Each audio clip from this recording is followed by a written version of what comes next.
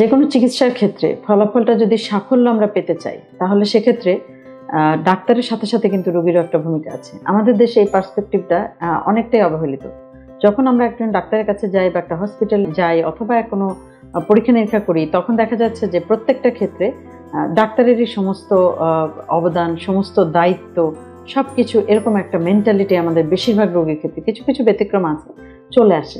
এই জন্য আসলে এই কথাগুলি বলা যে বন্ধ্যাত্ব যখন চলে আসে এটা একটা বিরাট সামাজিক সমস্যা। এখন এত পরিমাণ রোগী আমরা পাচ্ছি আমাদের হসপিটালে, যারা আসলে প্রাইভেট সেক্টর চিকিৎসা করতে পারছে না তারা আমাদের সরকারি হসপিটালগুলোতে আসছে, এবং এই চিকিৎসা যে ব্যয়বহুল এবং এই চিকিৎসাটা কতটা গুরুত্বপূর্ণ সেটা চালিয়ে যাওয়ার জন্য রোগীর ক্ষেত্রে কি ভূমিকা, সেটাই আজকে আমার আসলে বলার উদ্দেশ্য।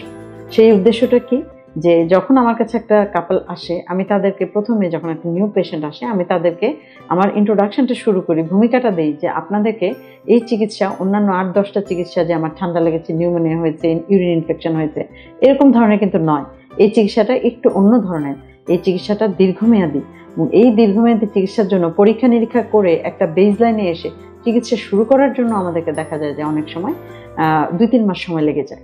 আবার দেখা যায় যে অনেকের হাজব্যান্ড বাইরে থাকে, একই দেশে ভিন্ন স্থানে থাকে, এরকম অনেকগুলো ফ্যাক্টর এই চিকিৎসা ক্ষেত্রে প্রতিবন্ধকতা হিসেবে চলে আসে। সেই জন্য আসলে রোগীর এখানে কি ভূমিকা সেটা সম্পর্কে আমি এখন বলতে চাচ্ছি। চিকিৎসক হিসেবে আমাদের জ্ঞান, আমাদের অভিজ্ঞতা, আমাদের প্র্যাকটিস, লেটেস্ট যে ইনভেস্টিগেশন করানো, রোগীকে কাউন্সিলিং করা, এগুলি তো আমরা আমাদের দিক থেকে পালন করবই।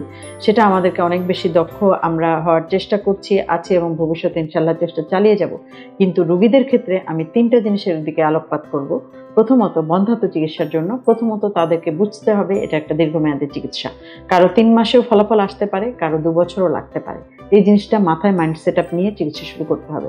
2 নম্বর, এটা একটা ব্যয়বহুল পদ্ধতি, কারণ এখানে পরীক্ষা নিরীক্ষা হাজব্যান্ড এবং ওয়াইফ দুজনের, এবং যখন দেখা যাবে যে কোনো একটা সমস্যা দেখা দিচ্ছে, সেটার সমাধান করে বন্ধ্যাত্বের মেইন ট্রিটমেন্টে যাওয়ার আগেই দেখা যাচ্ছে অনেকটুকু ব্যয় হয়ে যাচ্ছে। এই জিনিসটা ক্লিয়ার কনসেপশন থাকতে হবে এবং ধৈর্য ধারণ করতে হবে। এই যে আমি দীর্ঘ সময় অপেক্ষা করব, টাকা পয়সা খরচ করব, বারবার এবং নিয়মিতভাবে চিকিৎসকের কাছে আসব, চিকিৎসার ধারাবাহিকতা বজায় রাখবো, সেই জিনিসগুলি রোগীদের পার্ট থেকে বুঝতে হবে। এই জন্য আসলে এই 3টা পয়েন্ট আমি আজকে পয়েন্ট আউট করতে চাচ্ছি, যে ধৈর্য, টাকা পয়সা এবং সময়, এই 3টা সাথে নিয়ে আল্লাহর উপরে তাওয়াক্কাল করে আমরা চিকিৎসা শুরু করি। ইনশাল্লাহ বেশিরভাগ রোগী দ্রুততম সময়ে সফলতার মুখ দেখতে পাবে। ভালো থাকবেন সবাই। তাহমিনা আহমেদ, ফার্টিলিটি স্পেশালিস্ট, সহকারী অধ্যাপক, ইনফার্টিলিটি, রিসার্চ, মেডিকেল কলেজ। ধন্যবাদ।